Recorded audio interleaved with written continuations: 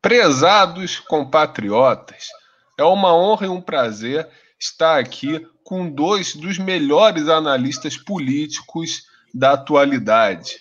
O comandante Robson Farinaso, do canal Arte da Guerra, um dos mais brilhantes canais de assuntos políticos, geopolíticos, estratégicos do Brasil. Muitos de vocês já conhecem, mas caso não conheçam, o link do canal está na descrição do vídeo. E também com Rogério Anitablian, cujo canal também dedica-se a discutir temas da mais absoluta relevância para o Brasil e para pensar a inserção geoestratégica do Brasil no mundo. Então, aproveitando a ocasião com dois dos nossos melhores analistas políticos, né, conversar sobre alguns temas aqui importantes para o Brasil de hoje. E um dos temas mais candentes, mais polêmicos da atualidade é sobre o papel das Forças Armadas no Brasil. Nós estamos vendo nesse governo Bolsonaro, que muitos diriam que seria um regime militar, nós estamos vendo uma campanha de difamação e calúnia e desmoralização sem precedentes contra a instituição Forças Armadas. Não se trata de crítica a um ou outro militar que ocupe o governo Bolsonaro. As Forças Armadas, como toda instituição, como toda organização coletiva, tem elementos corrompidos, elementos antinacionais. Isso está presente em qualquer instituição, em qualquer organização coletiva. Mas, acima dos indivíduos, existe uma instituição que tem uma história no Brasil. Uma história extremamente positiva no sentido da construção nacional. Se a gente pensar a independência, a república, a era Vargas, a industrialização, o milagre econômico, a própria redemocratização, tudo isso foi feito pela liderança das Forças Armadas. Aí temos a engenharia militar, que toca muitos projetos importantes no Brasil. Nós temos os laboratórios químico-farmacêuticos das três Forças Armadas, né? Nós temos centros de pesquisa, institutos de pesquisa, o IME, o ITA, polos tecnológicos, enfim. Existe toda uma articulação industrial, militar e todo um protagonismo das Forças Armadas na construção do Brasil que precisa ser considerado quando tratamos da instituição Forças Armadas. E, no entanto, nós vemos aí por parte da grande mídia e de alguns setores políticos uma campanha sem precedentes pela destruição das Forças Armadas. Uma campanha essa que continua uma tendência que foi direcionada pelo FMI, Banco Mundial, Diálogo Interamericano, desde os anos 80, no sentido de desmantelamento das Forças Armadas para os países latino-americanos perderem completamente o que lhes restava de soberania. Né? E depois de um tempo, isso volta com toda a força. Né? Então, eu gostaria de ouvir o comandante, o Rogério Anitablian, sobre o papel das Forças Armadas no Brasil de hoje. Em que as Forças Armadas podem ser importantes para resgatarmos o Brasil.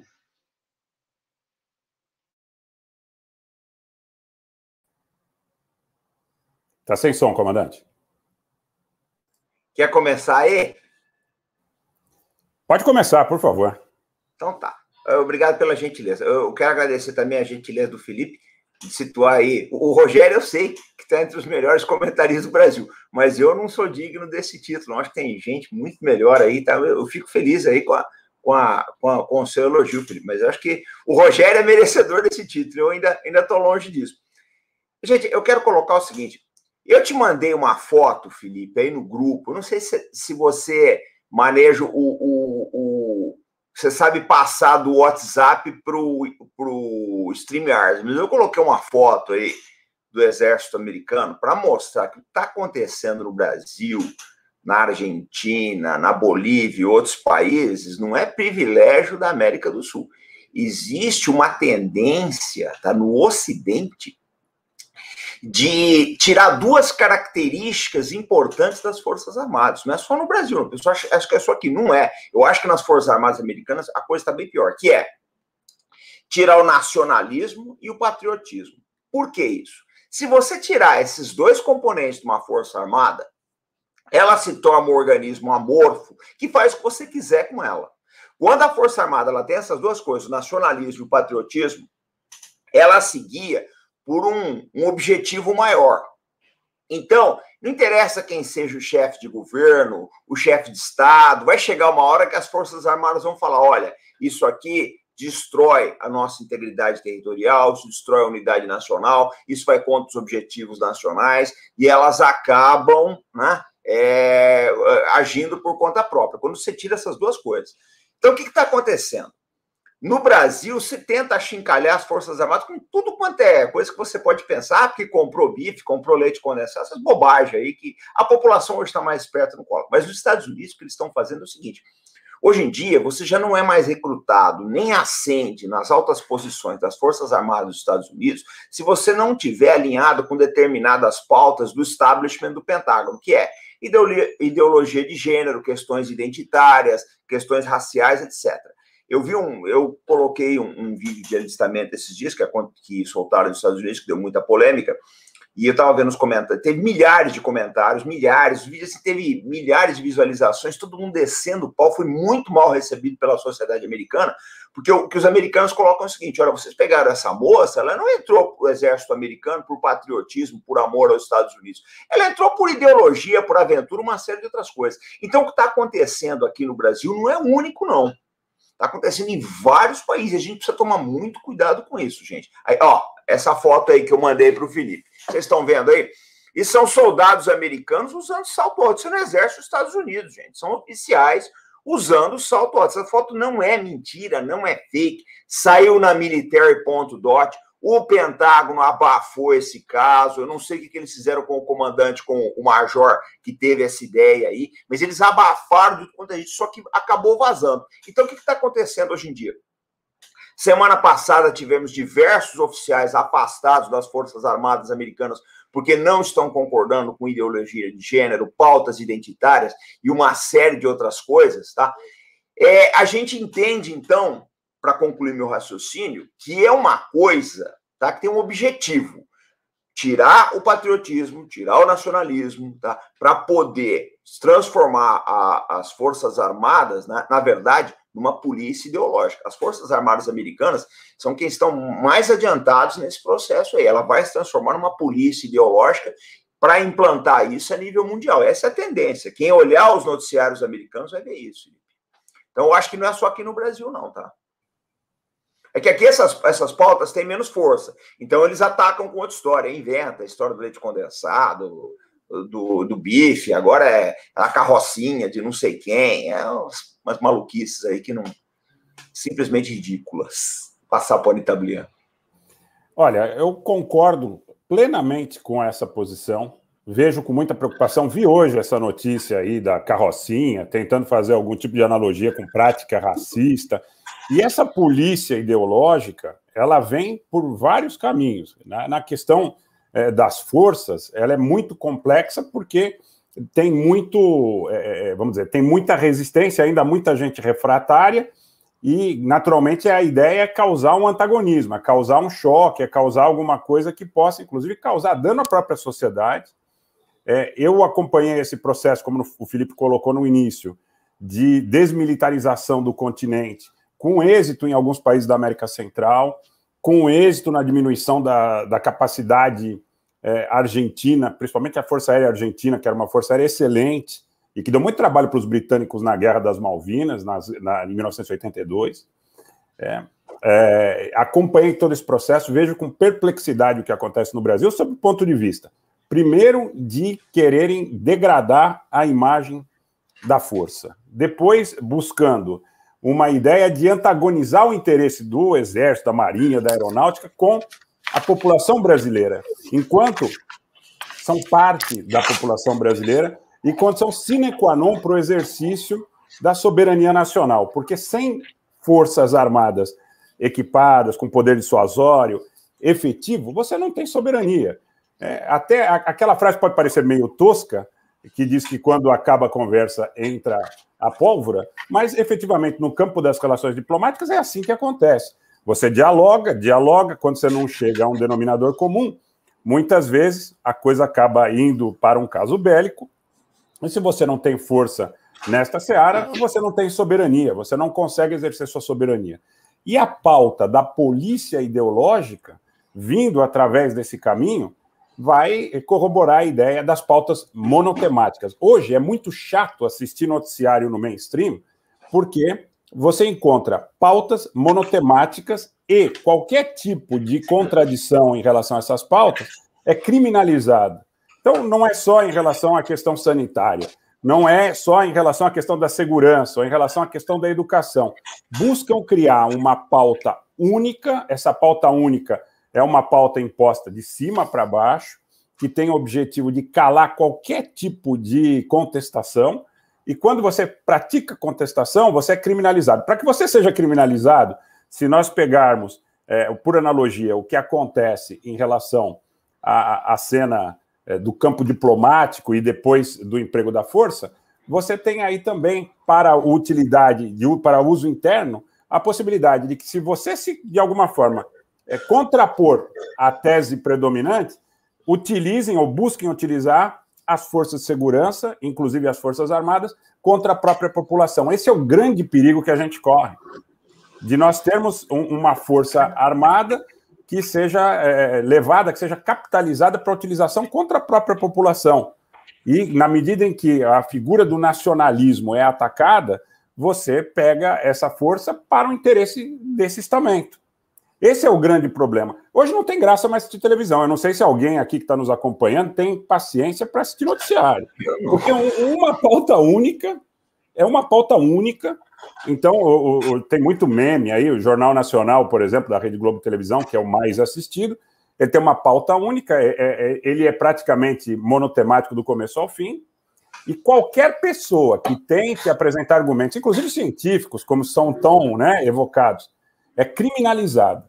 Imaginem se nós tivermos um judiciário e as Forças Armadas para cumprir para chancelar essa agenda. Nós vamos recorrer a quem? É muito complicado.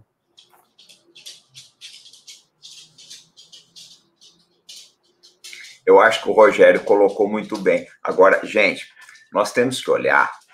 Ô, Felipe, você quer falar? Não, pode concluir o seu raciocínio aqui. Eu estava respondendo no chat. Eu só falar uma coisa aqui, deixa eu ver se ele está perto aqui, para eu poder mostrar para vocês. Porque senão depois eu só deixo o nome. Aí quem quiser depois procura o livro aí. Tem um livro que eu estou lendo, deixa eu ver se eu acho que está no visual aqui. Não está. Não está, mas não tem problema. Chama-se O Velho Jogo do Imperialismo. Então, é a história de um rapaz que ele trabalhou para grandes conglomerados financeiros americanos no mundo inteiro, americanos e europeus no mundo inteiro, aí, e ele conta como é que funciona o processo de fraturamento dos países que foram feitos aí. É só vocês abrirem o noticiário, vocês vão achar no Kosovo, no Sudão, no Iraque. Ele coloca uma coisa impressionante. No Iraque, eles pagaram uma pessoa para reescrever a Constituição iraquiana de maneira a favorecer os interesses petrolíferos ocidentais. O jogo é pesado, gente. A gente acha que... Ô, Felipe, eu te mandei uma foto da esplanada. Você consegue colocar ela aí pra gente? Tá aí no Zap. Essa foto eu trago em todo, inclusive quero ver se Vou tentar colocar aqui. Ver se você coloca aí. Daquele jeito que você fez a outra aí. É só compartilhar. Porque foi o Rogério que colocou daquela outra ali. Você consegue colocar aí, Rogério, aquela foto da esplanada que eu coloquei aí? Tá aí, Felipe, já tá na mão aí, é só compartilhar. Tá certo.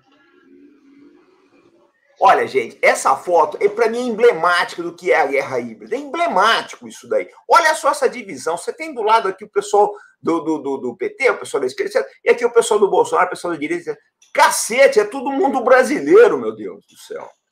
É todo mundo brasileiro. Não tem nada a ver essa foto, mas nada a ver, mas é real. Eles conseguiram levar o país a isso aí. Isso é um jogo internacional, gente. Desculpa, mas é um jogo internacional. É o jogo que se faz no Iraque com sunitas e xiitas. É o jogo que se faz na Líbia. É o jogo que se fez no Sudão e dividir o país. É assim que a coisa funciona. A gente está achando tá? Que essas campanhas para chincalhar as Forças Armadas, para desacreditar o Brasil, para desacreditar os brasileiros, tá? Para dizer que a gente não está tomando conta da Amazônia, que é por acaso, não é, gente. Tem milhões aplicados nisso aí. Muitos jornalistas sem vergonha defendendo essa pauta. Não é brincadeira o que estão falando.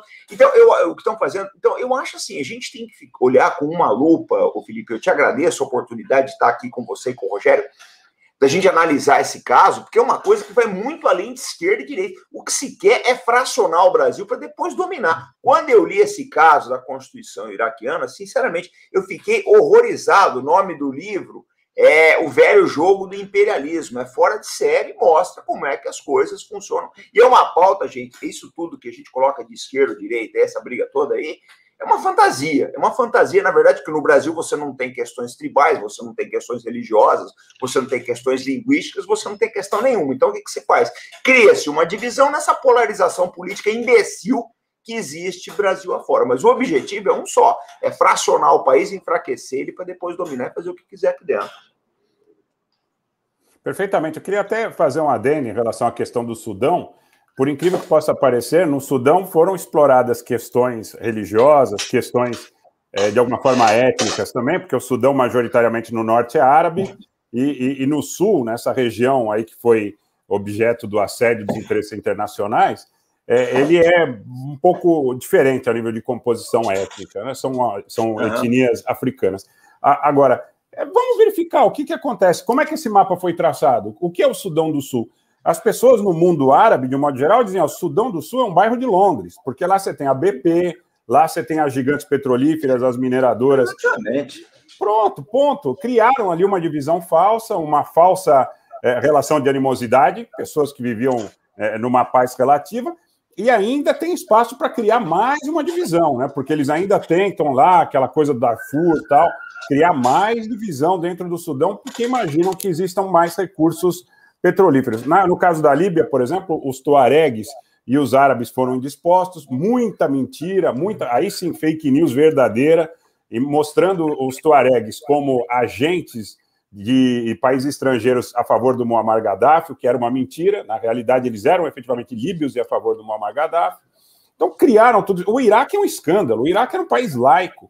O Partido Baas era um partido que, dentro do Partido Baas, você tinha curdo, tinha armênio, tinha árabe, xiita, sunita, assírio, você tinha todo lá um mosaico étnico representado. De repente, criaram essa animosidade entre xiitas e sunitas com um monte de bandeira falsa. Vamos falar a verdade, vamos falar claramente. Um monte de bandeira falsa, né? Então, é isso, gente, que acontece efetivamente. A gente precisa que o povo brasileiro tenha ciência de que ele está sendo manipulado. Muitas vezes eu vou ao Twitter, eu sei que o Twitter é um ambiente tóxico, sabe? Mas eu vou ao Twitter e digo, pessoal, vamos prestar atenção, né? Essa coisa de que você tenha, mesmo o regime brasileiro sendo presidencialista, você não tem a possibilidade de que uma pessoa transforme o Brasil, né? Seja o Bolsonaro, o Lula, o Ciro... Mas já é feito para não funcionar também, né, Rogério? Já é feito para não funcionar. Você coloca um presidente lá... eu fiz um cálculo de... Depois eu até vou mandar para vocês isso aí. De 1930 até hoje, nós falamos isso na última live, Felipe. Até o Felipe corrigiu, falou, mas teve o Dutra. Mas o Dutra também era militar, ele ia terminar de qualquer forma. De 1930 para hoje, você teve, acho que, 3 ou 4 presidentes que acabaram o mandato, que é o Juscelino, o Fernando Henrique Cardoso e o Lula. O Bolsonaro ainda não acabou, a gente não sabe se vai acabar. Dilma não acabou o mandato dela, quer dizer, o Collor não acabou. Tem algo errado com isso, gente. De 1930 para hoje. Eu acho que a gente tocou nisso na última live, mas é importante que as pessoas reflitam. Olha, o Collor, quem elegeu o Collor e quem derrubou o Collor? A Dilma, quem elegeu a Dilma, quem derrubou a Dilma? O Bolsonaro, quem elegeu o Bolsonaro, quem quer derrubar o Bolsonaro? É inacreditável, né? Mas as pessoas são os mesmos agentes que alçam e derrubam. Então, e a ideia, que acho que foi o comandante Robson colocou, que as pessoas acham que quem derrubou a Dilma foi a direita, quem quer o Bolsonaro fora a esquerda, isso é baboseira, gente. Vamos acordar para a realidade. O jogo é muito maior. Muito mais pesado. Deixa eu só, a hora que o Felipe vai fazer a colocação dele, deixa eu pegar meu livro que está aqui do lado, gente. Vou tirar a câmera 1 segundo só do ar. Aí o Felipe vai completando, eu já volto aí. Perfeito, comandante e o Rogério. E então, como parte dessa estratégia de dividir para conquistar, porque para dividir é preciso romper a unidade. Qual é a unidade? A unidade é o nacionalismo, é a defesa do Brasil. Então, a estratégia de dividir para conquistar passa por romper com essa unidade, dilacerar essa unidade. Para dilacerar essa unidade, é preciso fraturar tudo aquilo que representa uma consciência nacional.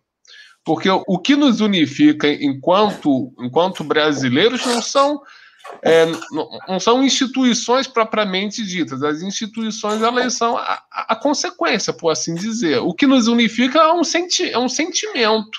Né? É um sentimento de compartilhamento de um mesmo destino, como pertencendo ao mesmo povo, a uma mesma nação. E todo o esforço da guerra híbrida é para dilacerar esse sentimento, e para que esse sentimento seja dilacerado, é preciso que se dilacere as instituições que dão o suporte, a salvaguarda a esse sentimento. Quais são essas instituições? As Forças Armadas, por exemplo, que historicamente são instituições de unidade nacional. As universidades públicas, que historicamente são instituições de unidade nacional também, né? Enfim, a indústria nacional, né, seja ela estatal ou privada, é um elemento integrador do país, que é mais integração simbólica do que o símbolo da BR ao longo de todo o Brasil. Onde você vê um símbolo BR, você sabe que ali tem Petrobras, ali tem Brasil, ou, por exemplo, a Odebrecht. A Odebrecht era um fato nacional, a Odebrecht, a Votorantim e tantas outras empresas industriais nacionais. Então, o Dividir para Conquistar passa por fraturar essas instituições que dão esse suporte, e mais do que fraturar as instituições, dominá-las por dentro. Né? A Trícia Macedo, que nos acompanha, fez um excelente comentário sobre a infiltração de elementos, digamos, antipatrióticos dentro das Forças Armadas. E eu respondo, isso não é um problema só das Forças Armadas, isso está em todas as instituições brasileiras. Todas as instituições brasileiras hoje têm elementos anti-brasileiros, mas não é por isso que nós vamos demonizar as instituições, seja as Forças Armadas, as universidades, a indústria nacional, quem quer que seja. Precisamos reconquistá-las, né? Precisamos mostrar qual o sentido histórico que elas sempre tiveram para esclarecer os seus membros acerca da missão histórica que eles, enquanto representantes dessas instituições, possuem. Porque quando não se tem uma consciência nacional, quando as instituições não dão suporte a uma consciência nacional, o campo vira favorável à infiltração dos facciosismos de vários tipos. Aí nós temos o identitarismo, né, que nós já discutimos na live anterior, no Arte da Guerra, como o identitarismo impede a formação de uma consciência nacional, impede que o Brasil crie um projeto nacional que se anteponha ao projeto de poder totalitário do sistema financeiro. Né? Nós damos margem para os separatismos, né?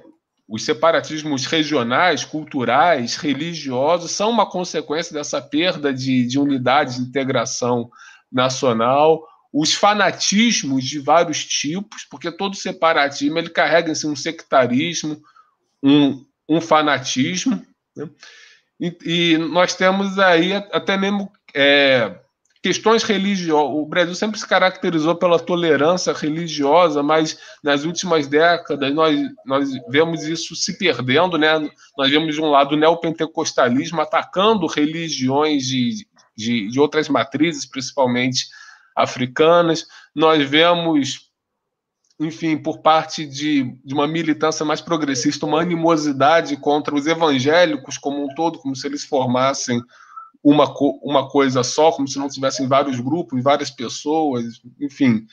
Então, é esse clima de radicalização que vai se estendendo a todos os domínios da vida social. E isso espelha a falta de instituições que deem suporte a uma consciência nacional. Então, gostaria aí que o comandante e o Rogério comentassem mais ou menos essa relação entre consciência nacional, a destruição da consciência nacional, a emergência dos identitarismos, dos separatismos, e de que forma as instituições podem ser estruturadas para impedir esse processo de fragmentação do país. Ô, Felipe, deixa eu só mostrar primeiro o livro que eu estou lendo aí, que fala desse assunto, o velho jogo do imperialismo, tá? Na verdade, são 3 livros do John Perkins, né? É muito bom, porque mostra como é que é o esquema, tá? O que se faz? Porque, na verdade, a gente vê esses casos, o pessoal apostar contra a moeda, contra títulos de um determinado país, já foi planejado lá atrás, para um determinado título cai, o pessoal vem, compra, revende ele, enfim, é um jogo. É um jogo que se pratica com o custo, o sacrifício de milhões de pessoas. Agora, eu acho que a maior arma que se usa hoje em dia, e eu e o Rogério somos muito vítimas disso, tá, Felipe? Você está entrando no circuito Arte da Guerra agora, você vai, se prepara, tá? Então é o seguinte, eu vou fazer live com o Rogério, aí, pô, mas você vai fazer live com o Rogério, aquele cara, aquele comunista, aí o Rogério vai fazer live comigo, você vai fazer live com o comandante Robson, aquele cara é um defensor da China. Então, o que acontece? O cara, primeiro, ele tenta desqualificar. Quando ele não consegue desqualificar você, ele bota um rótulo. Porque, na verdade, gente, o que a gente está buscando aqui é que ninguém está fazendo proselitismo dos Estados Unidos, da Rússia, da China, da Índia, de Israel, o que quer que seja. A gente está fazendo uma análise. Felipe, a situação está tão polarizada. O Rogério até estava comigo, ele viu isso. Nós fizemos um debate no Arte da Guerra com a Shadia Kobeis, quero até mandar um abraço para ela, tá? Ela é uma jornalista brasileira de ascendência sírio-libanesa. Ela esteve na Síria, no Líbano, escreveu um livro muito bom, Estado Anti-Islâmico, então trouxemos ela para conversar sobre o Oriente Médio. Ela falou, olha, contou a versão dela, etc. Aí todo mundo, mas por que não traz um rabino, por que não traz um judeu? Mas no dia seguinte ia vir um judeu, e veio, né? Veio o rabino, o Jacques Cook-Corn, quero até mandar um abraço para ele também, a gente vai promover agora o encontro dos dois, do Jacques com a Shadia. Aí o que acontece? Quando veio o rabino para falar de Israel, o pessoal, mas tinha que ter um palestino, tinha que ter um libanês. Meu amigo, mas veio ontem. Veio ontem, você está atrasado. Então, o que acontece? Na verdade, as pessoas hoje em dia, elas não estão procurando se informar. O que o cara quer é torcer. Ele quer o viés, ele quer a confirmação daquele sentimento que ele tem. E eu falo que a pior maneira de você analisar a conjuntura geopolítica, estratégica, militar, etc., é com base no sentimento, gente. Você tem que ir na raiz das coisas, né? Então, está muito difícil, Felipe, está muito difícil a gente conscientizar as pessoas, porque você vai falar, aí o cara já quer te botar um rótulo, ele não quer ouvir o que você tem a dizer. E outra, um outro problema sério que a gente tem também. Deixa eu só tomar uma água aqui. Você pega os veículos da gente aqui, que são veículos sérios, correto, de análise, a gente não parte para título histriônico, nada disso. Aquilo ali é o beabá, é análise, debate, análise, etc. Você vê a audiência. Não é uma audiência expressiva. Se você pegar esses títulos histriônicos, essas maluquices que tem aí, maluquice, cara, milhões de pessoas assistindo. É impressionante como o ser humano ele vai se emburrecendo aos poucos. Outro dia me mandaram um vídeo aí, não, olha esse vídeo aqui sobre isso. Eu falei, não vou não, cara, não vou ver essa porcaria não. Eu vou ver, eu tô arrumando a minha biblioteca lá, tô alinhando meus livros, eu não vou ver esse lixo não. Porque o que o pessoal quer é isso daí, cara. O cara entra, o YouTube, eu falo sempre que é um festival o YouTube ele quer 2 coisas de você, intriga e fofoca. Ele quer isso aí. Se você fizer intriga e fofoca, você vai bombar, meu amigo, você vai ficar milionário aqui dentro. Não é o caso da gente, que nós temos consciência. Então tá muito difícil, Felipe. A única saída que eu vejo, e acho que a gente vai os 3 nessa linha aí, é na base da conscientização, na base de informar as pessoas, etc. Mas é o que eu estava falando para uma pessoa hoje. Falei, olha, cara, meus ossos vão virar pó, né? Vão virar pó, e eu não sei se a gente conseguiu avanços, não, mas a gente pode deixar tentar, né? Eu quero comentar essa questão, por exemplo, do conflito entre Palestina e Israel, que eu fiz a cobertura também dos fatos, inclusive sempre com a preocupação de apresentar os fatos como eles eram apresentados pelas partes. Então, eu dizia, olha, essa é a versão dos palestinos, essa é a versão de Israel, e encontrava, entre muitos espectadores, um inconformismo absoluto, porque queriam que eu tomasse partido. Não, você não pode ser contra a Palestina, você não pode ser contra Israel, eu não sou contra o favor nem de um nem de outro. Eu estou trazendo os elementos, cada um de vocês vai procurar aqui encontrar, através, inclusive, de outras fontes, os fatos, os julgamentos baseados nas premissas que vocês conseguirem conformar. Tá? Então, quer dizer, esse é um dado. Fanatismo absoluto, via realmente muita gente de parte a parte, quer dizer, aquele pessoal, vamos dizer, mais voltado à direita, com um alinhamento automático contra Israel. Olha, quem for contra Israel está com o demônio. Aquela coisa absurda, porque não quer analisar fatos. De outro lado, você vê a gente dessa esquerda, né, ou, não sei, é difícil, muitas vezes define aí como New Left, esquerda, enfim. Esse pessoal dizendo, não, nós somos todos palestinos. Não quer saber, se você não atende a essa demanda dele, você é sionista, imperialista, você está quanto quer ver. Eles não conseguem se ater aos fatos, porque estão absolutamente absortos pelos afetos, pelos sentimentos e pelos ressentimentos. E tudo isso, em última instância, a utilização é a nível de supremacia de poder político e poder econômico. Olha, a questão, vou dar um dado concreto aqui. Esse dado das especulações contra títulos de dívida pública, contra bolsas de valores, etc. Nós temos um caso emblemático no Brasil sobre a própria Petrobras, ações preferenciais da Petrobras PN4, elas chegaram a R$4 e num intervalo de tempo pequenininho, elas ultrapassaram 40. Então eu pergunto, elas fizeram uma curva descendente e depois novamente uma curva ascendente.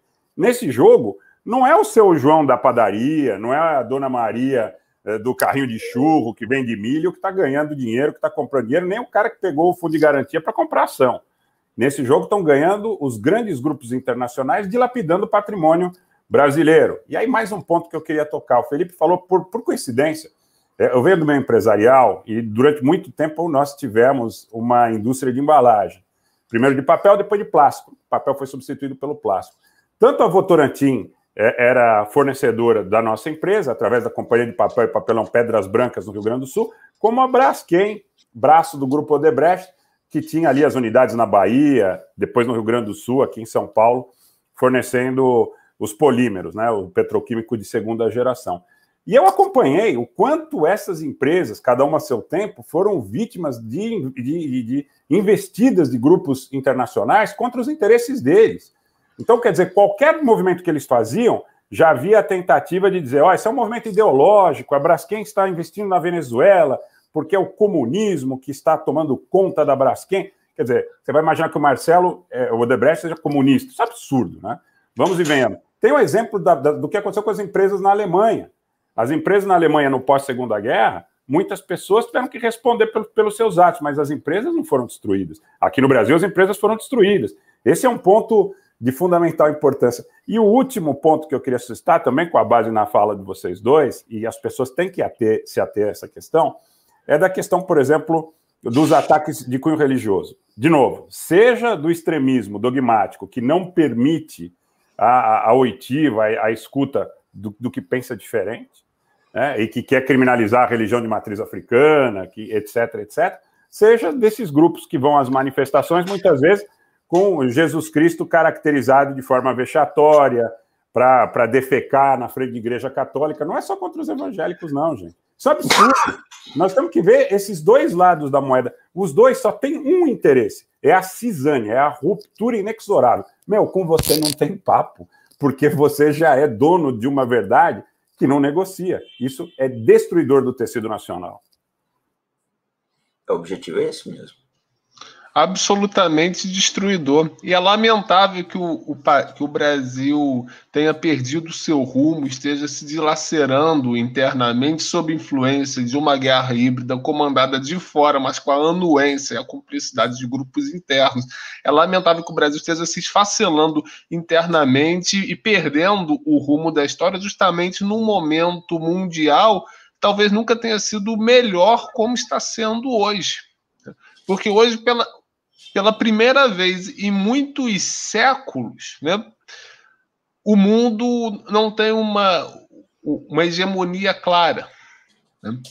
Hoje em dia não tem mais duas superpotências ou uma grande superpotência mundial. Existem potências regionais, nenhuma delas tão forte a ponto de sobrepujar as demais, mas também nenhuma delas tão fraca a ponto de ser destruída por outras. Então, o cenário internacional nos dias de hoje é de paz. É de paz mundial. E é nesse cenário de paz e de uma crescente multipolaridade que crescem as possibilidades de haver projetos nacionais autônomos, Então, nós felizmente não estamos mais no contexto da Guerra Fria. Tanto na esquerda quanto na direita existem muitos saudosistas da Guerra Fria. Uma parte da esquerda idealiza o que era a União Soviética, uma parte da direita idealiza o que eram os Estados Unidos, mas temos que lembrar que Estados Unidos e União Soviética na Guerra Fria eram dois monstros, eram duas monstruosidades, né? Nenhum outro país tinha possibilidade de se desenvolver de forma autônoma no contexto da Guerra Fria. Por exemplo, quando o Brasil, nos anos 70, no governo Geisel, fez um acordo de desenvolvimento nuclear com a Alemanha Ocidental, tanto Estados Unidos quanto a União Soviética ficaram contra. Então, como é que eu posso achar uma boa ter um sistema mundial regido por duas potências que eram absolutamente contra o desenvolvimento nuclear do Brasil, o desenvolvimento da tecnologia, da ciência e da defesa nacional do Brasil? Não tem como, né? Aquela era a Guerra Fria. Estados Unidos e União Soviética monopolizavam o mundo. Hoje em dia, nós não temos mais a União Soviética, felizmente, e os Estados Unidos hoje, felizmente, não são mais o que eram antigamente. Então, nós temos hoje uma crescente multipolaridade. O Brasil não consegue encontrar um rumo nessa nova ordem porque está se esfacelando internamente. E existe muita gente que quer recriar a Guerra Fria, que quer o alinhamento incondicional, seja os Estados Unidos, seja a China. Nós não precisamos de alinhamento incondicional, precisamos encontrar a nossa própria estratégia internacional e o contexto contemporâneo nos é favorável. Os Estados Unidos hoje não têm mais condições de se impor sobre nós. Se o Brasil segue um rumo contrário aos Estados Unidos, o que é que os Estados Unidos podem fazer contra o Brasil? Se o Brasil se unir em torno de um projeto nacional, o que é que os Estados Unidos efetivamente pode fazer? Vai fazer guerra aqui? Não faz guerra nem. Não puderam fazer nada com Mianmar. El Salvador e Mianmar eles estão quietos. Exatamente. Tomaram 2 chapuletadas em El Salvador e Mianmar, estão quietinhos. Exatamente, estão quietos. Tomaram chapuletada em El Salvador e Mianmar. Na Venezuela também. Venezuela. Cadê aqui os Estados Unidos? Cadê a própria Ucrânia também, a situação do Putin na Ucrânia, eles tiveram que recuar. A Bielorrússia também não estão. A Europa, o bloco ocidental, gente, aquela ideia toda, Felipe, né? Do bloco ocidental, dessas ideias todas que gravitam em torno deles aí, que a gente pode dar uma aprofundada depois, estão perdendo a força, né? Perdendo a força. Exatamente. Então, o que é que os Estados Unidos podem fazer contra a gente? Se eles não conseguem fazer nem contra El Salvador e Mianmar, quanto mais contra o Brasil. E a China não tem interesse absolutamente nenhum em intervir contra a gente. Porra, agora vou te chamar de enviado de Pequim. Escreve o que eu estou te falando. Vou te chamar de lembra daquele filme, The Manchurian Candidate? É isso aí. É uma questão óbvia. A China precisa do minério de ferro e da soja do Brasil e, ao mesmo tempo, precisa que a gente compre a bagulhada que ela fabrica. Então, para que ela vai guerrear contra a gente? Porque a China quer que o Brasil compre as coisas dela e que o Brasil venda para ela. E, para isso, o Brasil precisa estar em paz. Agora, se o Brasil se limita a ser um país primário exportador com a China e se limita a importar produtos industrializados da China, o problema é da China ou o problema é nosso? Né? Quem tem que ter uma estratégia... Nós desenvolver uma base aqui industrial, claro, né, Felipe? Esse é o problema, né? Quem tem que desenvolver, quem tem que pensar em desenvolver é a gente, não é a China. A China está ótimo como está. Mas a gente é que tem que aproveitar essas circunstâncias e pensar como podemos nos beneficiar. Aí temos que pensar estrategicamente o país para tirarmos proveito dessa nova situação internacional. Então, eu gostaria aí que o comandante e o Rogério comentassem aí sobre essa nova situação mundial de multipolaridade e como o Brasil pode se inserir nelas de uma forma soberana. Quer começar, Rogério? Vou lá.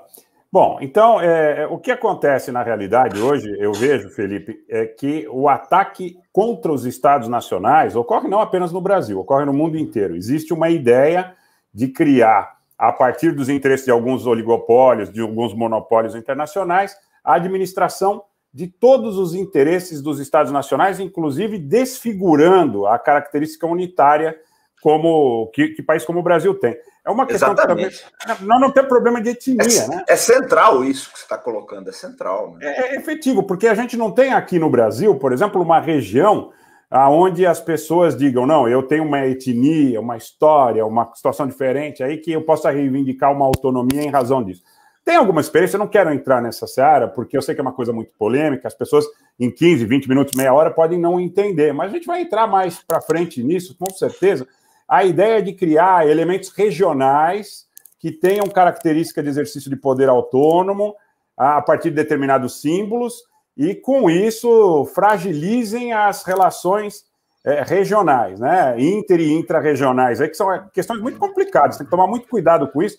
Então, o sujeito que aparece lá como bonzinho, como bacana, olha, pessoal, a gente vai comprar vacina para atender todo mundo, já que a gente tem um governo central que não toma essa atitude, a gente vai tomar como um bloco independente. Então, não sei se é a região norte, nordeste, não me interessa, centro-oeste, sul, mas nós temos que entender o seguinte, a questão da hierarquia, da disciplina, e aí a gente vai voltar para a questão das Forças Armadas. É totalmente algo que nós não podemos prescindir, é condição sine qua non para que a gente tenha um Estado Nacional. O objetivo é esse, você fragilizando o Estado Nacional, você ataca a indústria, porque, por exemplo, o que um oligopólio vai fazer lá na frente, quando ele perceber que você tem X milhões de desempregados no Brasil, que você tem uma mão de obra vulnerável e barata? Vai trazer a fábrica dele para cá, mas não vai transferir matriz tecnológica. Quando ele perceber que as coisas estão andando aqui, ele leva embora as empresas dele e vai fazer lá no Vietnã, na Turquia, no Cazaquistão. Quer dizer, não cria, não dá oportunidade para que o Estado Nacional possa assegurar para os seus, como a condição de ter um guarda-chuva que possa albergar os interesses de médio e longo prazo da população. A gente tem que entender isso. Quando as pessoas falam, nacionalismo, tem uma guerra também, comandante Felipe, nas redes sociais, de muita gente que fala sobre um pretenso multiculturalismo, que fala sobre uma questão de pluralidade em prejuízo da defesa do nacional. Você é nacionalista? Você é fascista. Você é fascista, isso não existe mais. O mundo está aberto, o mundo tem que ser sem fronteiras.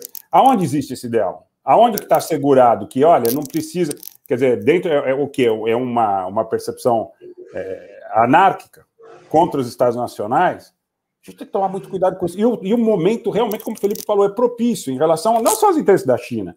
Você tem a questão aí do agronegócio brasileiro que precisaria ser visto como uma questão estratégica. Hoje também tem setores, ditos setores na esquerda brasileira, que têm ódio do agronegócio. Tem ódio, não é só do Exército, da Marinha, da Aeronáutica, da Polícia Militar, tem ódio do agronegócio também. Não, o agronegócio é bandido, tem agrotóxicos, produtos que não podem ser utilizados em nenhum lugar do mundo e tudo mais, e a gente tem aqui no Brasil, porque... Gente, vamos olhar com carinho para isso, vamos olhar, muitas vezes, fomentadores dessas organizações não governamentais que vêm com esse discurso, estão colados com governos que fazem muito mais estrago para o meio ambiente brasileiro do que vocês possam imaginar, né? A gente tem exemplos aí no norte do Brasil em relação à questão do alumínio. Olha, eu coloco as coisas assim, sabe, Rogério, complementando o que você falou aí. Vou pegar um caso que eu acho que é um problema muito sério mundial. A ONU e diversas entidades internacionais. Então, o que acontece? O cara baixa, ele lá em Nova York ou em Genebra, quer que seja, ele escreve uma convenção, e essa convenção ela vai ter que valer da Mongólia ao Uruguai, de El Salvador a Sumatra. Por favor, gente, não funciona. O Putin fez uma reforma constitucional na Rússia recentemente e a nova Constituição russa é o seguinte, você não pode se valer de legislações internacionais num tribunal da Rússia que vão contra dispositivos constitucionais. Então, por exemplo, você, sei lá, vamos supor que a lei, essas convenções aí da ONU digam que matar é liberado em certos casos. Mas se a Constituição russa falou que matar não é liberado em caso nenhum, está valendo a Constituição russa. Porque o que acontece, gente? O cara escreve essas convenções aí, lá em Genebra, onde tudo é bonitinho, chocolate quente, relógio, gente bem vestida, bem cuidada, com todos os dentes na boca, e ele quer enfiar essa mesma regra num tiroteio lá na favela do Jacarezinho. Essa que é a verdade. Essa que é a verdade. Então não está funcionando. Essas coisas todas não estão funcionando. Eu temo, né, não sei se vai ser bom ou vai ser ruim, eu acho que está mais para bom do que para ruim, que a ONU vai ter o mesmo destino da Liga das Nações se ela continuar nessa vertente, de tentar colocar na mesma uma regra que sirva para todos os países. Porque, na verdade, gente, isso só acaba atendendo interesses que não são os nossos. Não são os nossos. Você não pode chegar, a polícia carioca, por exemplo, está reprimindo o tráfico de drogas aí nas comunidades do Rio. E vem uma entidade supranacional e fala, não, isso aí está errado. Eles não têm condições, eles não têm moral para isso, nem ingerência. A gente não pode continuar aceitando isso. É um fato, nós não podemos aceitar isso. E outra coisa, já que a gente tocou nesse assunto, problema de tráfico de drogas. Muito bem, eu sou contra a descriminalização de drogas, sou contra uma série de coisas aí. Só que a gente tem que começar a olhar quem interessa a guerra contra as drogas. Porque o que acontece, gente, é o seguinte, o cara ganha nas duas pontas, ele vende armas, porque uma boa parte das armas do tráfico não vem daqui, não vem do Brasil. A gente não tem fábrica de AK-47 até onde eu lembre. É só se montaram ontem, que eu não estou sabendo. Isso é um caso. E outra, os bancos, os grandes bancos, lavam esse dinheiro, porque esse dinheiro tem que ser lavado. Não é possível que todo esse dinheiro que é movimentado no tráfico de drogas, principalmente no continente americano, ele continue aí no submundo. Ele volta, gente. Ele volta. Ele é lavado por bancos. Só banco que tem condição de lavar esse dinheiro. Só grandes bancos. Então, na verdade, é uma guerra que se alimenta do sangue dos dois lados. Isso é um fato. Então, eu acho que a gente precisa, isso tudo tem que ser revisto, gente. Tem que ser revisto, tem que ter campanhas aí para começar a pressionar os países que fabricam e entucham arma aqui dentro do Brasil, da Rússia, Estados Unidos, Suíça, França, outros países aí. E combater também esses bancos que estão ganhando dinheiro com tudo isso. Porque tudo isso que a gente vê, esses mecanismos internacionais, mais ONU, grandes conglomerados financeiros, toda essa sujeira que nós abordamos aqui na live de hoje, eles têm um interesse só, cara. Quanto mais tumultuado for um país, quanto mais bagunçado tiver, quanto mais próximo se aproximar do Estado falido, mais fácil para eles ganharem dinheiro, gente. Essa é a realidade. Se ganha nas duas pontas. Você vende arma numa ponta, você está ganhando dinheiro, tá? Aí o tráfico ganha dinheiro com isso, esse dinheiro vai ter que ser lavado. E é tudo o mesmo grupo, são os mesmos conglomerados financeiros. Só que ninguém fala isso, a gente só sabe falar da polícia, mas tem que olhar o interesse maior. E outra coisa, uma coisa que eu vou colocar uma outra coisa, agora uma pergunta que eu quero que vocês façam sempre, gente. Sempre. Todas as vezes que vocês estiverem vendo uma notícia na imprensa ou num canal de vídeo no YouTube, onde quer que seja, comece a perguntar o seguinte: a quem isso atende? A que interesse isso atende? Para quem essa pessoa está trabalhando? Eu vi um vídeo hoje aqui, o cara mandou um vídeo, aquela bobagem, aquela besteiraiada de sempre, aquela capinzada de sempre. Ah, não, porque o Brasil, porque está vendendo produtos agrícolas para a China, etc, etc, etc. Aquela besteiraiada de sempre que a China vai comprar o Brasil, aquela merda de sempre aí. A quem isso interessa? Nós vamos ficar melhores. Tem solução para isso? Você vai trancar o agro, nós não vamos mais vender para a China. É isso que o pessoal quer? É isso? A besteira que se propõe, a besteira final é essa daí. Então, gente, a gente tem que começar a perguntar a quem essas pessoas estão servindo. Porque, na verdade, o interesse nacional é a coisa que menos está sendo tratada. Vocês pegarem lives que nem essa daqui, uma coisa raríssima no YouTube, gente. É raro. Aqui está se tratando do interesse nacional, aqui está se tratando do futuro dos seus filhos e netos. Essa que é a realidade. Não resta a menor dúvida. Inclusive, além da questão dos bancos, tem a questão dos fundos soberanos, dos fundos de pensão, dessas pessoas jurídicas aí cuja personalidade é bastante difícil de ser delimitada, definida. É simples, pessoal. Hoje você vai a um cartório, por exemplo, a maioria dos países que você eventualmente tenha que disponibilizar documentos vão pedir para você apostilar. Vão pedir para apostilar por quê? Porque tudo são quase todos signatários de tribunais internacionais, como o Tribunal de Haia, etc, etc. Precisa ver a que tipo de interesse isso reporta. Porque os Estados Unidos, vamos falar claramente, foram ao Iraque, entraram no Iraque, mataram um monte de gente. Tem vídeos aí horrorosos de gente sendo metralhada de helicóptero, criança, mulher, van escolar e tal. O crime do século, Rogério. O crime do século foi a invasão do Iraque em 2003. É o crime do século. Alguém está responsabilizado em relação a isso? Alguém foi responsabilizado? Agora eles vêm para o Brasil para falar em política de defesa de direitos humanos. O que é isso, gente? Isso é uma palhaçada, isso é uma vergonha. Eles acabaram com a Líbia. A Líbia era um país bonito, soberano, era um anteparo para... Melhor IDH da África. Melhor IDH da África. O pessoal saía do Congo, saía de Ruanda, saía Serra Leoa, ia para onde? Ia para a Líbia, para trabalhar na Líbia. É um país grande, densidade demográfica baixa, menos de 7 milhões de habitantes, uma baita universidade em Sirte, o sujeito casava, ganhava $50 mil já na partida, programas sociais respeitados e bem administrados, destruíram a Líbia. Acabaram com a Líbia, disseram que o Gaddafi comia criança. Gente, caso clássico de guerra híbrida, Rogério. Total. Como é que a gente pode não perceber que todos os que são inimigos deles comem criancinha, são pedófilos, são estupradores, são assassinos, são serial killers, agora são destruidores de florestas, genocidas, né? Contra a vacina. Agora o discurso agora é outro. Fascista, genocida. Quer dizer, todo. E eu, particularmente, olha, antes que me perguntem, eu estou falando isso para defender o Bolsonaro, não. Eu até acho que o Brasil merecia coisa melhor. Mas o que acontece é o seguinte: nós temos que entender o que está por trás dessas ações. Ninguém vai estar bom para esse sistema, Rogério. Ninguém vai estar bom. O que o sistema quer, na verdade, na minha opinião, gente, o que eu acho que aconteceu foi o seguinte. E vê bem, vou entrar nessa linha do Rogério. Não estou defendendo o Bolsonaro, nem condenando o Lula, nada disso. Na minha opinião é o seguinte: se montou um esquema aqui no Brasil para derrubar o PT. Na verdade, estava na hora do PT ter saído, que ele ficou muito tempo. Não vou entrar nesse mérito. Se montou um esquema, mas qual era a ideia? Olha, a gente vai derrubar o PT, o que vai entrar, que está ali na esquina, já esperando, né?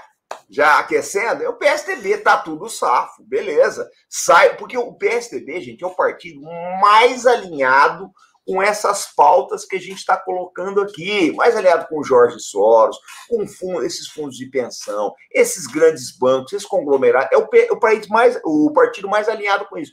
Então estava tudo certo para o PSDB entrar. Só que aconteceu o seguinte: o pessoal talvez não tenha feito uma leitura. Eu mesmo, na época, não consegui fazer uma leitura do cenário nacional, e o Bolsonaro estava com força e acabou entrando. Então, para essa turma, enquanto vocês não colocarem um cara que está alinhado com esses objetivos dele, e vocês podem ter certeza, o alinhamento chama-se PSDB, tanto faz, vai ser um presidente que não vai conseguir governar. Se você colocar um cara do PT, um cara mais à esquerda, ou alguém de direita, não vai conseguir governar. Quem vai conseguir governar aqui, vai ser que eles colocarem alguém com essas ideias aliadas aí, com o establishment aí de fora, e aí sim, aí a gente vai ter paz, aí o Brasil volta a ser o país mais maravilhoso do mundo, vocês podem ter certeza.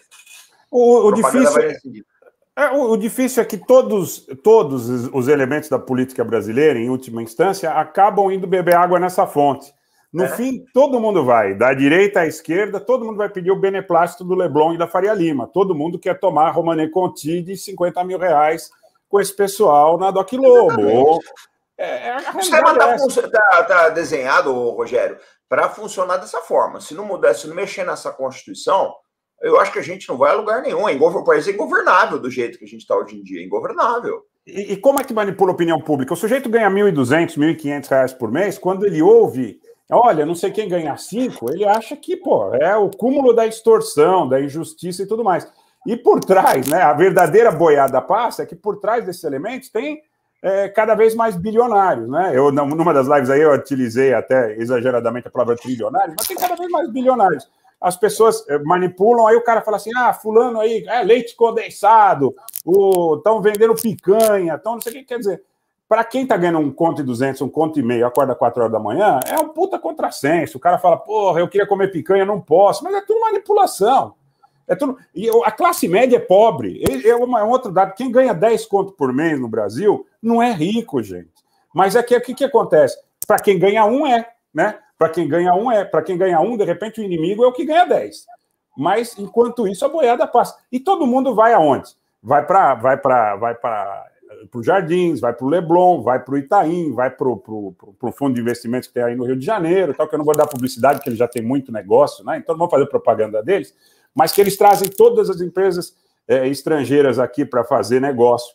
E, por incrível que pareça, até em linha com o que o comandante Robson falou, eram os Golden Boys do Fernando Henrique Cardoso, né? Hoje acho que são Old Boys, mas eram os Golden Boys do Fernando Henrique Cardoso. Viraram todos banqueiros, mas eles também não são patrões, eles são sócios minoritários. Eles trabalham para interesses internacionais absolutamente apátridas. É a figura de proa, né, Rogério? É que nem o pessoal quer colocar aqui que o Zuckerberg ou o Barba de Bode lá, eles são quem comanda. Para com isso, Twitter e Facebook. Para com isso, gente. Ele é a figurinha de proa. É um cara carismático, né? Que dá a cara do negócio, um cara moderno, papai, excêntrico, dá a cara do negócio. Mas não é um gênio, gente. Pode ter certeza que atrás dele tem gente muito mais poderosa. São interesses muito maiores que desestabilizam países, derrubam governos, reescrevem constituições. Se a gente não tomar cuidado, o Brasil vai ser cada vez mais vítima dessas pessoas aí. Se não é possível, você não pode pegar, por exemplo, vamos pegar o caso americano, que eles estão numa situação muito difícil.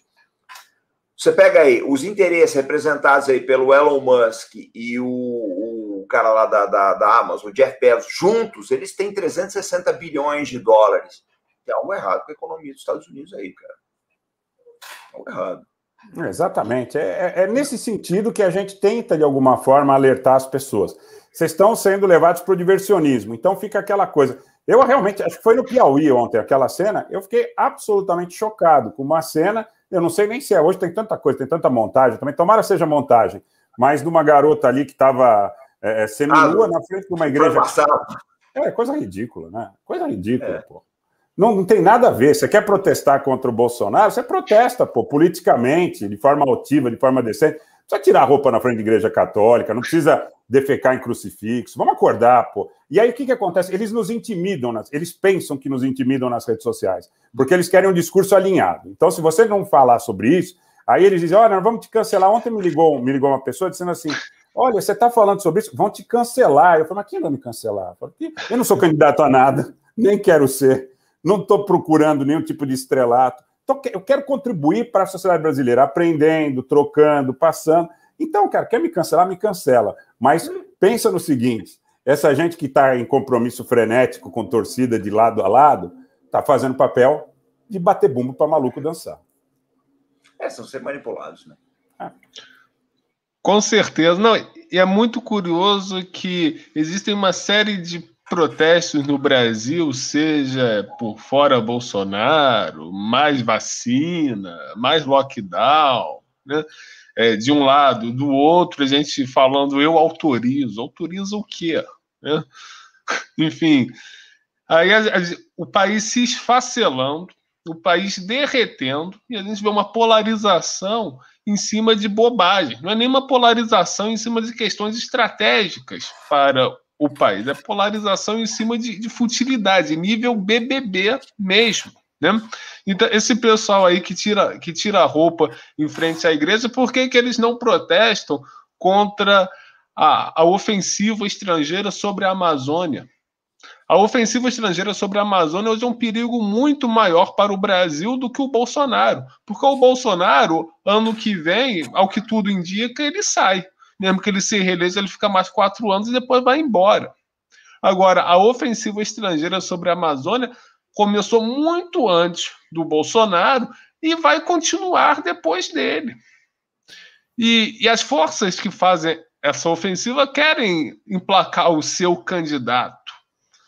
Então, a gente não sabe com que candidatura elas vêm, mas elas vêm com algum candidato. E a Amazônia corresponde a 40% do território do Brasil, uma das regiões mais ricas do mundo. Só na Amazônia tem tudo que o Brasil precisa para se tornar autossuficiente em praticamente tudo. Né? É muita riqueza que deveria ser explorada de uma forma soberana, de uma forma consciente, para engrandecer e melhorar a vida de todos os brasileiros.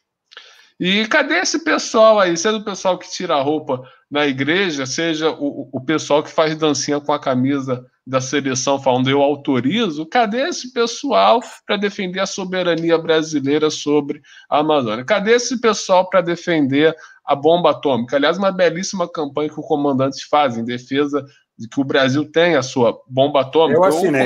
Eu assinei já faz um tempo. Então, agradeço, gente. Eu também assinei e compartilho exatamente isso, porque o mundo é dividido entre os que têm bomba atômica e os que não têm. E o Brasil é grande demais para não ter bomba atômica. O Brasil não é um Uruguai, com todo respeito ao Uruguai, mas o Brasil é um país continental. O Brasil é o país mais rico do mundo em recursos naturais. Precisa se defender, precisa ter poder de dissuasão para impor seus próprios termos nas negociações internacionais. Precisa se fazer respeitar. Cadê esse povo aí defendendo a bomba atômica. Não tem. Cadê esse povo aí defendendo a soberania sobre os nossos recursos estratégicos para que eles sejam aproveitados, né, em defesa da nação? Não tem. Por quê? Porque quando se discute tema estratégico, não cabe a polarização, cabe a unidade em torno daquilo que interessa ao país. E quem não está nessa unidade claramente se coloca contra o Brasil. Então, os termos de discussão ficam muito claros. O alinhamento político de cada um fica muito claro quando se discutem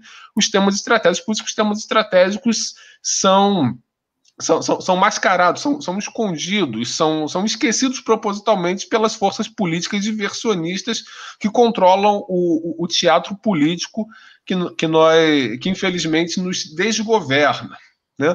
Mas nós precisamos criar esse sentimento de unidade, porque sem esse sentimento de unidade a gente não vai para lugar nenhum. A gente fala...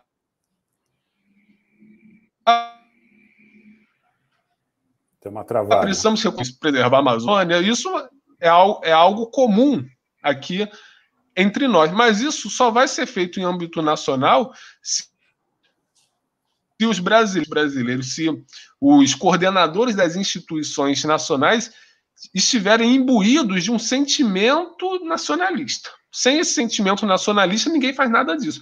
Porque você só faz a bomba atômica, você só protege a indústria nacional, você só protege a Amazônia brasileira se você entende que o seu país é importante, que o Brasil é importante. Então, antes de tudo, precisamos resgatar essa comunhão de sentimentos que historicamente nos caracterizou entre 1930 e 1980, foi o que moveu o Brasil para frente, e desde a redemocratização nós estamos gradativamente perdendo isso, e a perda disso vem dando espaço para os identitarismos, separatismos, etc. e tal, tudo isso que vem desgastando e corroendo o país. Então, a título de consideração final, gostaria de ouvir o comandante, o Rogério, sobre o que podemos fazer para resgatar essa unidade de Brasil, para que o Brasil possa voltar, não apenas a pensar em verde e amarelo, mas a sentir em verde e amarelo.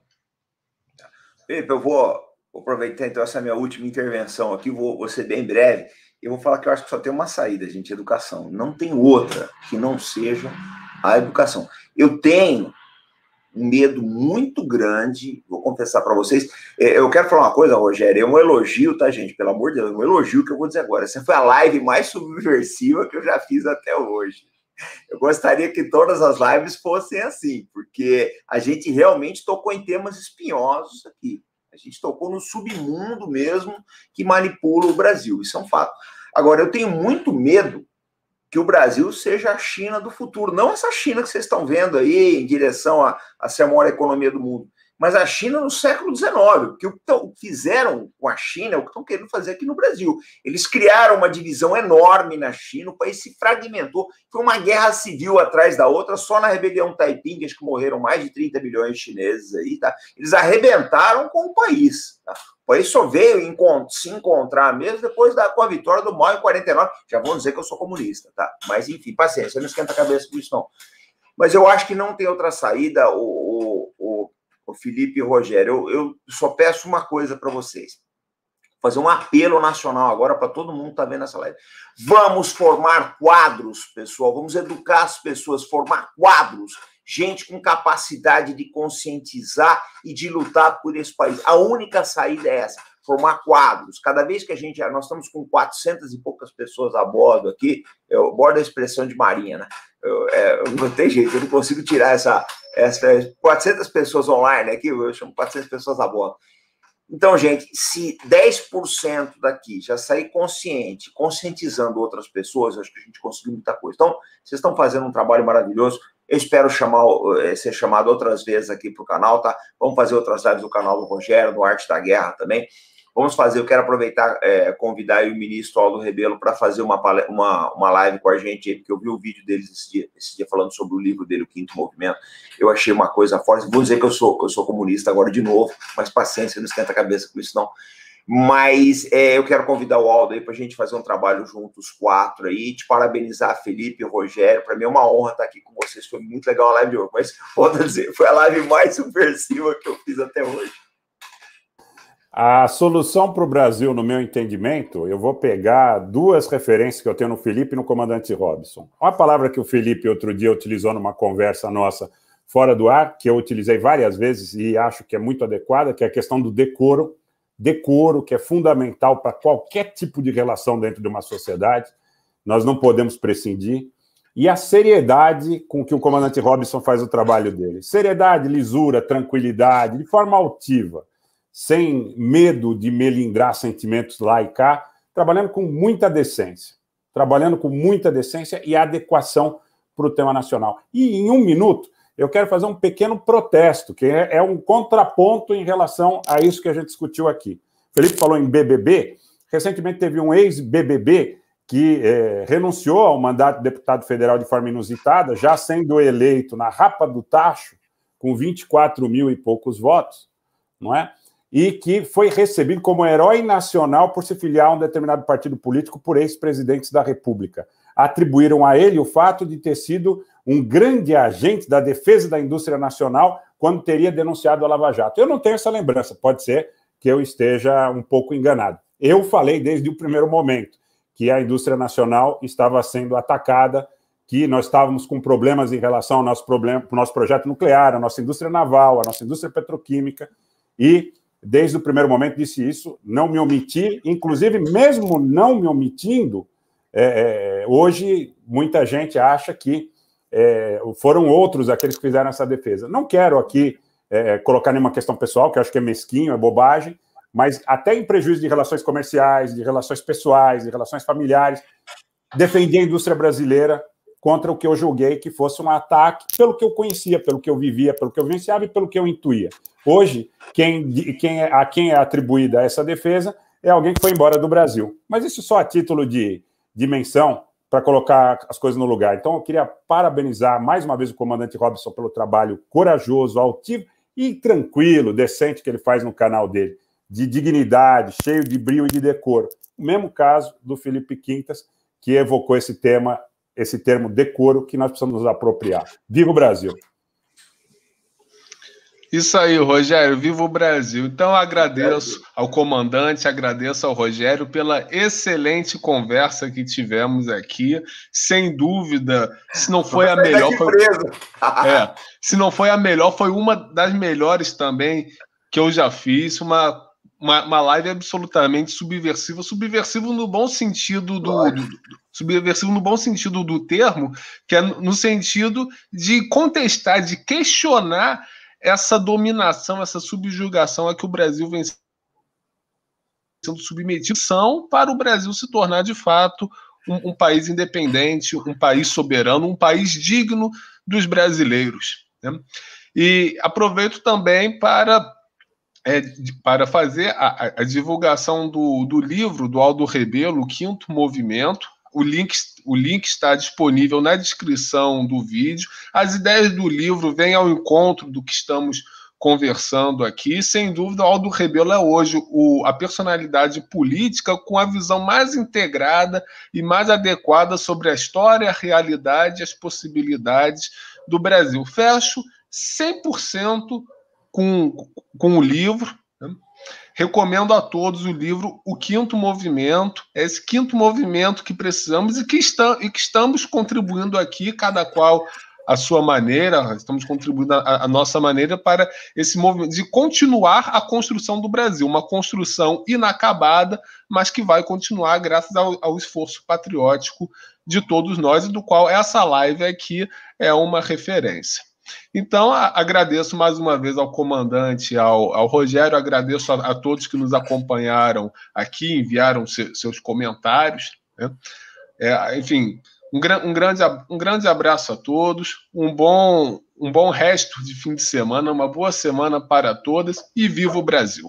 Hoje tem live no Arte da Guerra, depois vocês vão lá, 8 horas. Isso, vamos lá para o Arte da Guerra então agora. Um grande abraço, até a próxima. Boa noite.